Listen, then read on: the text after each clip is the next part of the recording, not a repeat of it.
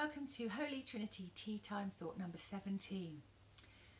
This week, every year, in the life of a secondary school teacher, is one filled with anticipation, hope, anguish and worry.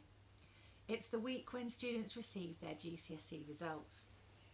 This year has been a totally different journey, and yet from my perspective as a teacher, the emotions are exactly the same. Today I arrived at school at 7:25 so I could be ready the moment the grade embargo was lifted, so I could check the grades received by each student in Year 11 and so I could be ready to greet them when they arrived to collect their grades. I needed to know ahead of time which students would be celebrating and which ones would be commiserating. And as I looked at the names of each student and considered how each individual would react, it made me think that the response we have is personal and it's unique to each of us. One person's joy is another person's pain. We each have a different perspective on life.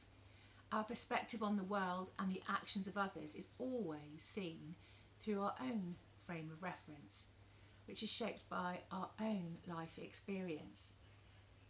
It made me reflect on Proverbs 27 verse 17. Iron sharpens iron, and one person sharpens the wits of another. It struck me that each of the names on the list of students from my school was on a different pathway of life.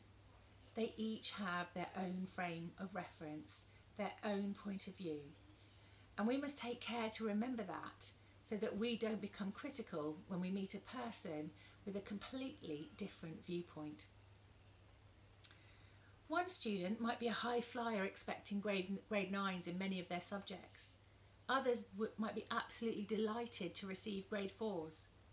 Others might be pleased to just pass maths and English so they don't have to do those subjects again. And the thing is, we should not compare. One person's outcome is not better than the other. It's easy to be critical, but it's harder to recognise that each person has a different starting point, a different life experience and a different goal. Some were flying high with a clear straight run to the finish line, achieving every outcome that they desired. For some, school was an endurance test, not a happy time, but a hard slog with a desire to just get through.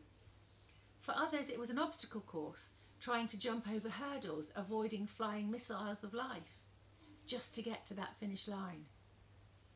Emotions could be seen across the spectrum of outcomes. The relief was tangible, the disbelief visible, the joy palpable, the anger and the misery a catalyst for change. And it caused me to think that at times like this, it's when we need to ask God to give us his point of view. Through his eyes, we can see people who are very different from us with more understanding and more compassion. And this helps us to put the more difficult relationships in our lives into a calm and a reasonable perspective. It helps us to find the right words, the right responses, and it helps open our eyes to the other person's outlook on life. And when that happens, an interesting thing happens to us. Our own life experience becomes richer and our capacity to relate to others enlarges, and we're able to expand our frame of reference and grow in the light of God's love.